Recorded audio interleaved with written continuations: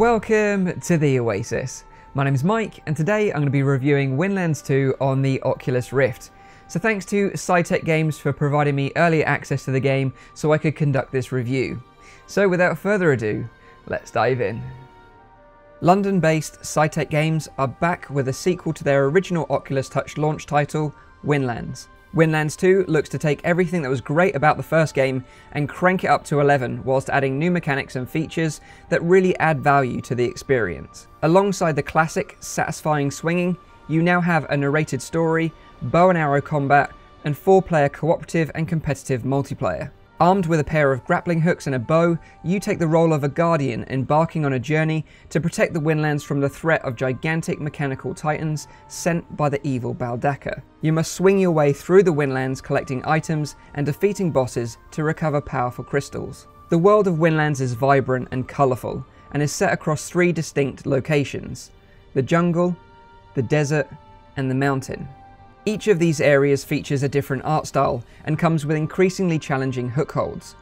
Initially, everything is within easy reach, however this soon changes, and in the final act you'll be putting your advanced swinging skills to the test, where hook holds are spread further apart and some difficult to reach.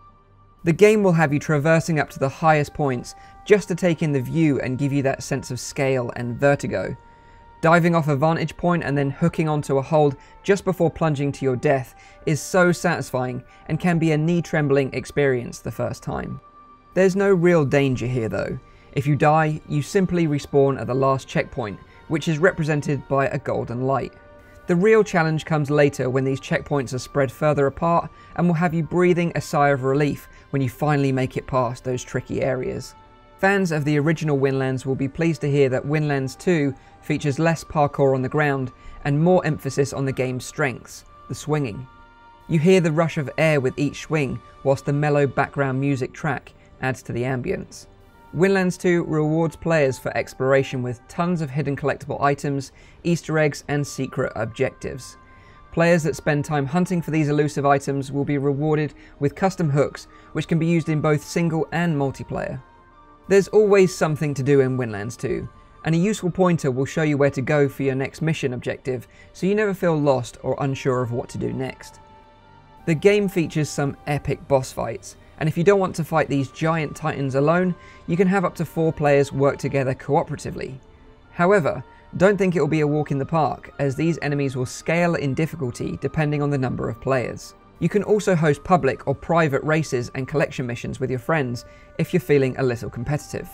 Windlands 2 features an abundance of settings in a refreshing UI of tactile toggles that is a joy to use in VR.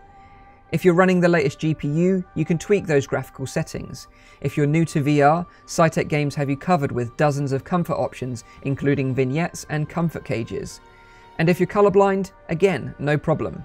Yep, there's a setting for that too. There's also a nifty tool for increasing the field of view on the output on your monitor for content creators and streamers alike. All you need to do is hit F10.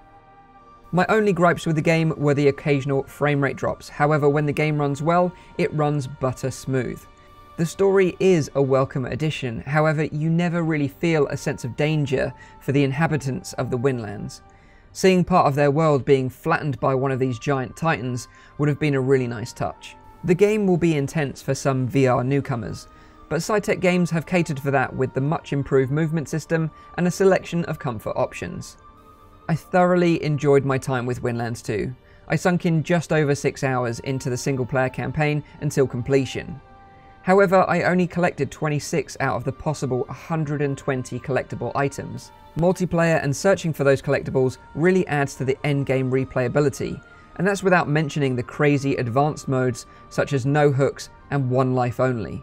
The feeling of speed and momentum with complete freedom is unparalleled.